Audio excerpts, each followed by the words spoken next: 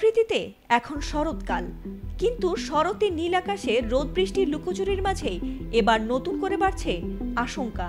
কারণ এই অক্টোবরে বঙ্গোপসাগরে ঘূর্ণিঝড়ের সৃষ্টি হতে পারে। চলতি মাসে অন্তত ৩টি লঘুচাপ সৃষ্টি হওয়ার আশঙ্কা রয়েছে, যার মধ্যে একটি রূপ নিতে পারে নিম্নচাপ কিংবা পূর্ণাঙ্গ ঘূর্ণিঝড়ে। সম্প্রতি অক্টোবর মাসের দীর্ঘমেয়াদী আবহাওয়ার পূর্বাভাসে এ তথ্য জানিয়েছে আবহাওয়া অধিদপ্তর। মৌসুমী বায়ুর প্রভাবে সেপ্টেম্বর থেকে টানা বৃষ্টি চললেও বর্ধিত ৫ দিনের মধ্যেই দক্ষিণ পশ্চিম মৌসুমী বায়ু বাংলাদেশ থেকে বিদায় নিতে পারে। কিন্তু সেই বিদায়ের আগ মুহূর্তে ঘূর্ণিঝড়ের ইঙ্গিত দিচ্ছেন আবহাওয়াবিদরা। দীর্ঘমেয়াদী পূর্বাভাসে বলা হয়েছে, অক্টোবর মাসে দেশে স্বাভাবিক বৃষ্টিপাত হলেও এর প্রভাবে দেশের কিছু কিছু অঞ্চল আবারও বন্যার ঝুঁকিতে পড়তে পারে। বিশেষ করে দেশের উত্তর, উত্তর পূর্ব ও দক্ষিণ পূর্ব পার্বত্য অঞ্চলগুলোতে ভারী বৃষ্টিপাতজনিত কারণে স্বল্পমেয়াদী বন্যা পরিস্থিতির আশঙ্কা করা হচ্ছে।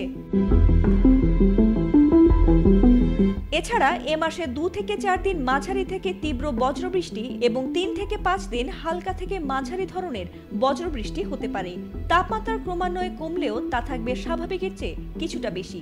আবহাওয়া অধিদপ্তর জানিয়েছে, অক্টোবরে বঙ্গোপসাগরে জলীয় বাষ্পের ঘনত্ব বেড়ে যাওয়ায় নিম্নচাপ সৃষ্টির সম্ভাবনা বেশি থাকে। বিশেষ করে বঙ্গোপসাগরের দক্ষিণ পূর্ব অংশে সৃষ্ট লঘুচাপগুলো ধীরে ধীরে উত্তর পশ্চিমে অগ্রসর হয়ে বাংলাদেশের উপকূলের দিকে ধাবিত হতে পারে। দীর্ঘমেয়াদী এ আবহাওয়ার পূর্বাভাসে আরও জানানো হয়েছে, এ মাসে দেশের প্রধান নদ নদীগুলোয় স্বাভাবিক প্রবাহ বিরাজ থাকতে পারে।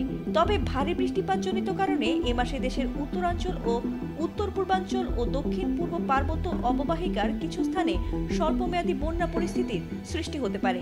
অন্যদিকে চলতি অক্টোবরে দেশের দৈনিক গড় বাষ্পীভবন ২.২৫ থেকে ৪.২৫ মিলিমিটার এবং গড় উজ্জ্বল সূর্যকিরণকাল ৫ থেকে ৭ ঘন্টা থাকতে পারে বলে জানিয়েছে আবহাওয়া অধিদপ্তর। ফাতিমা সুলতানা, এটিএন বাংলা।